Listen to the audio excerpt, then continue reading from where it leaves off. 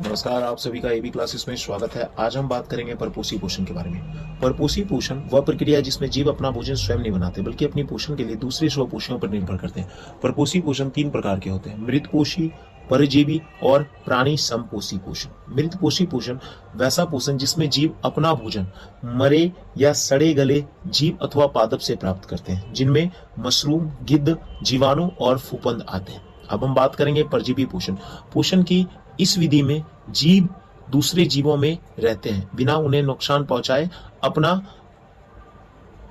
पोषण प्राप्त करते हैं, जैसे जौ, प्लाज्मोडियम, अमरबेल और पिशु। अब हम बात करेंगे प्राणी समपोषी पोषण के बारे में। वैसा पोषण जो सबसे जटिल प्रक्रिया होता है, जिसमें 5 अलग अलग चरण होती हैं, जैसे अंतःग्रहण, भोजन को ग्रहित करने की प्रक्रिया; पाचन, जटिल भोजन को सरल भोजन में बदलने की प्रक्रिया; अवशोषण, पचित भोजन को रक्त के साथ मिलाने की प्रक्रिया; स्वांगीकरण और बहिर्गमन, जिसमें अपचित भोजन को शरीर से बाहर निकाला जाता है।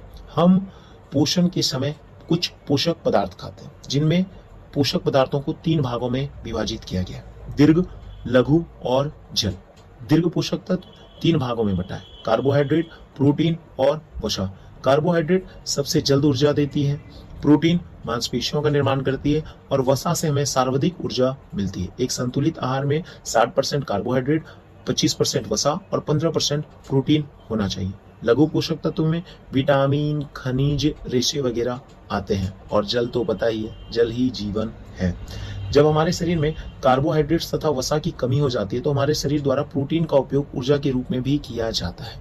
इस प्रकार हमारा पोषण का अध्याय समाप्त होता है। अब हम अपने अगले अध्याय में पढ़ेंगे पोषक तत्वों के बारे में। धन्यवाद। जय हिंद।